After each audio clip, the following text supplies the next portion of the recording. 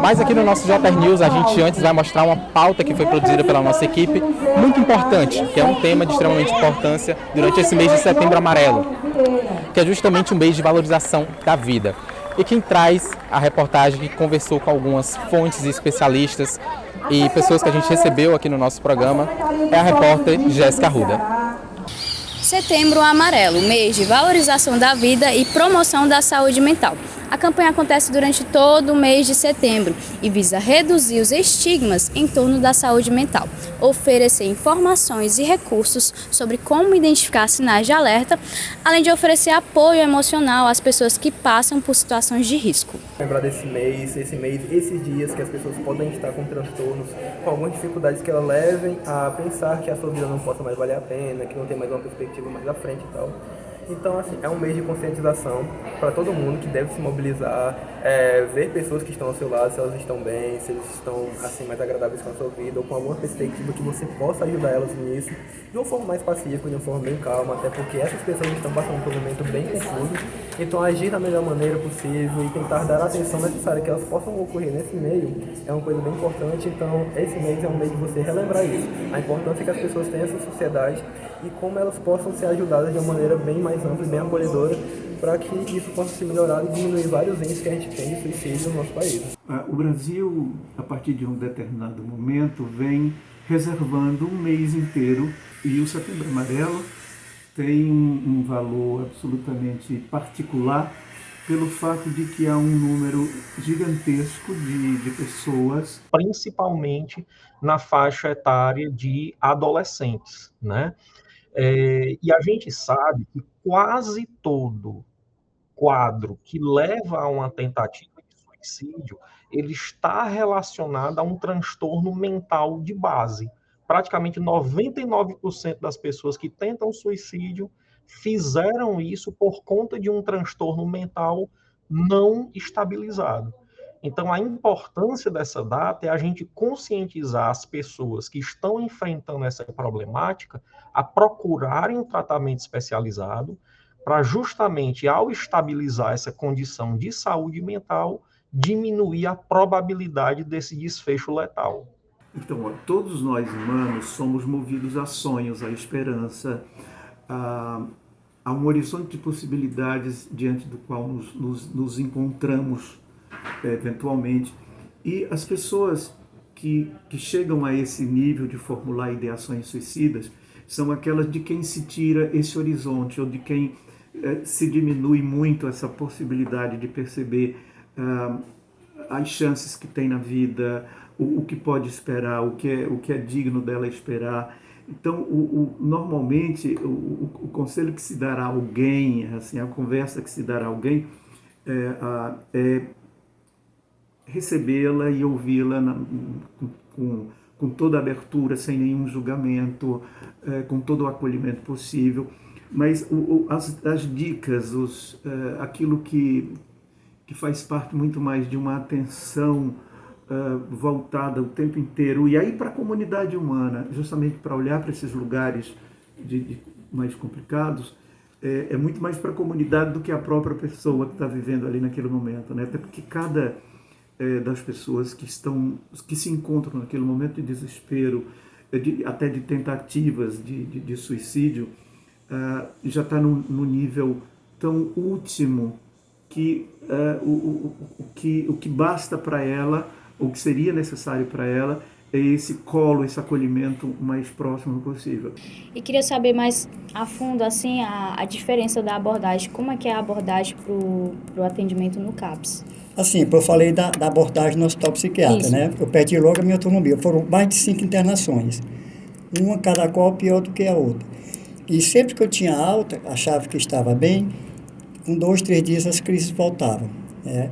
Cada internação eu piorava. Então, foi com uma assistente social do próprio hospital, perguntou se a gente conhecia o CAPS, nós dissemos que não. Ela nos encaminhou. Eu até relutei, né, em ir, porque eu achava que era a mesma coisa, ia ser mais um manicômio na minha vida. Mas, para efeito de experiência, eu fui. A surpresa foi surpreendente, logo na entrada, né? Os portões eram abertos, eu perguntei ao porteiro que horas fechava, ele disse que só fechava no final do expediente.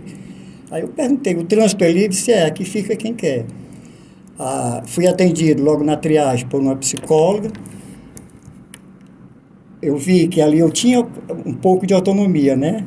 Comecei a recuperar, porque as perguntas eram direcionadas a mim, não mais a quem estava me acompanhando. E ela foi e disse, eu vou encaminhar para você fazer uma consulta hoje. Você quer? Quer dizer, que ela perguntava se eu queria, não era uma coisa obrigada. Eu aceitei, fiz uma consulta com um psiquiatra também muito boa mesmo. E ele perguntou se eu queria fazer o grupo de terapia, que era bom, explicou o porquê, e eu também aceitei. Quer dizer, que é uma diferença da água para o vinho, né? E nesse período eu não andava só, porque a minha autonomia tinha ficado lá dentro do hospital psiquiátrico. Em relação ao funcionamento dos CAPs, a gente tem que esclarecer para a população alguns detalhes específicos. Nós temos hoje 2 grandes problemas na manutenção do funcionamento dos CAPs.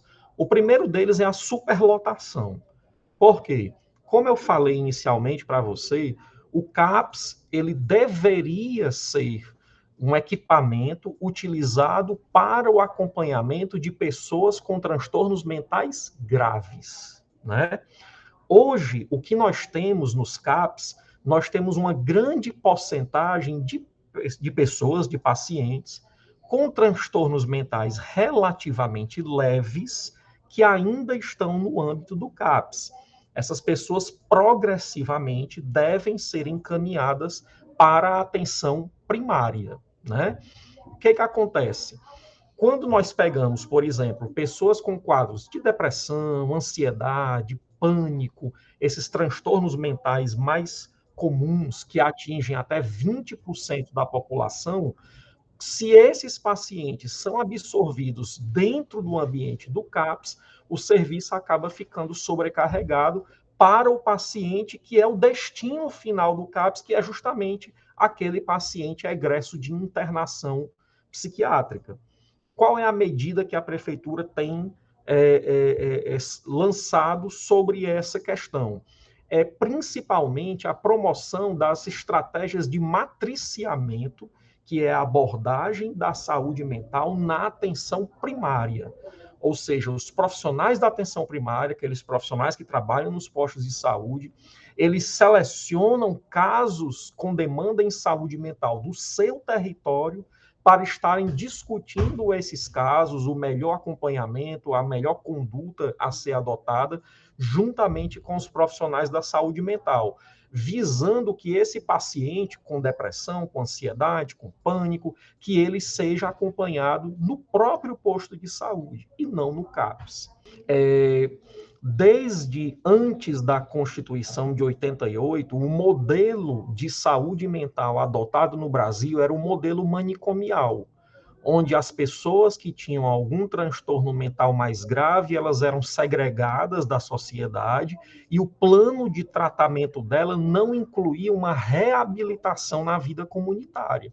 Depois da Constituição de 88, ocorreu a reforma psiquiátrica brasileira, com a promulgação da Lei 10.216, que é a Lei Paulo Delgado, que ela garante a todo portador de transtorno mental toda a atenção e dignidade humana que ele deve ter em função das repercussões desse transtorno na sua vida diária. Ou seja, o tratamento médico, psicológico, multiprofissional está garantido a essa pessoa sem a segregação comunitária, ou seja, reinserindo ele na comunidade. É porque a sociedade não conhece o que é o transtorno mental, taxam logo de louco, de doido, né? Eu costumo perguntar o que é loucura. Eu digo que loucura é uma moeda de 2 faces, é um escudo para as pessoas, tipo, eu faço uma coisa boa, tipo assim, eu sou louco por feijoada, eu sou louco pela Maria, João é louco pela Mazé, loucura boa. Mas também tem o outro lado, que diz assim, fulano matou, foi um estado de loucura. Fulano roubou, não, foi um estado de loucura. Então o que é loucura? Para mim, loucura é você deixar de lutar pelos seus direitos. Então, nós da psicologia consideramos que as redes de apoio deveriam existir desde a família.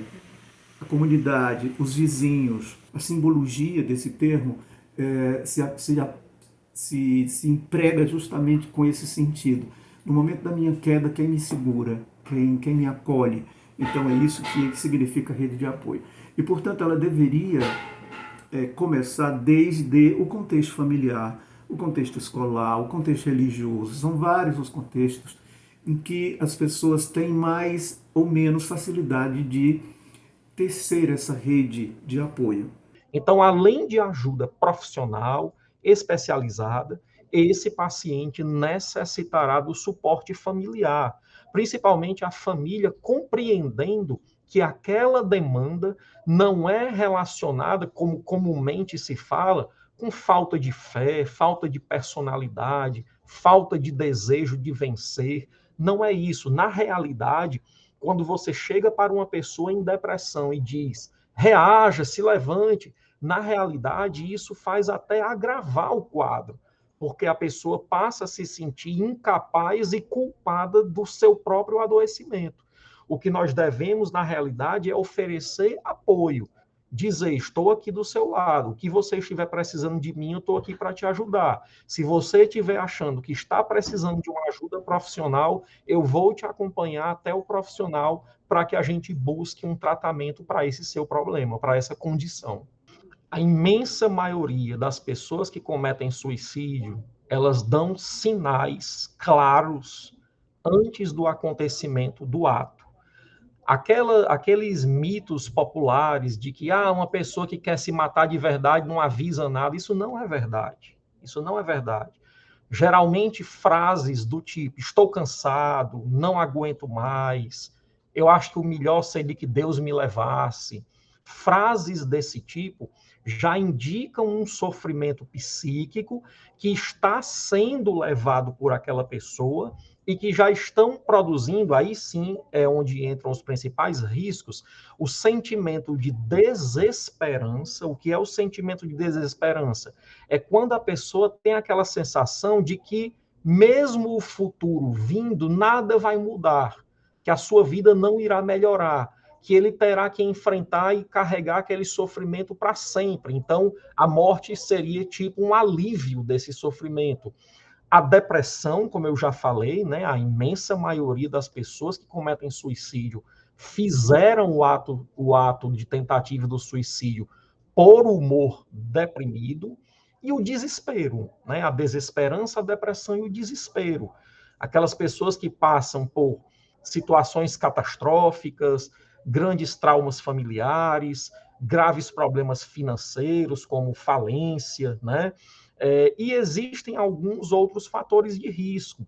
A pessoa que mora sozinha, a pessoa que usa constantemente bebida alcoólica, a pessoa que tem acesso a arma de fogo, né? A pessoa que não tem vínculos sociais e familiares, é uma pessoa mais isolada socialmente. Essas pessoas têm maior risco de suicídio. E o principal de todos os fatores de alerta é a pessoa já ter tentado antes tirar a própria vida. De todos, esse é o principal fator de alerta. Se a pessoa já tentou em algum momento da sua vida tirar a própria vida, essa pessoa tem maior risco de tentar novamente. E isso faz com que as pessoas próximas percebam a gravidade do caso e procurem um tratamento especializado para proteção e segurança dessa pessoa. Bom, o Crispim, antes da arte, era uma pessoa... Eu não era agressivo, mas eu era, assim, grosso, ignorante, né? Aí, através da arte, eu mudei. Me tornei uma pessoa sensível, amável. A arte mudou completamente minha vida. Então, eu aconselho muito que as pessoas pratiquem arte. Essa é uma diversidade tão grande, até uma leitura, um filme bom, e isso ajuda, porque tem me ajudado, não só a mim, como muita gente.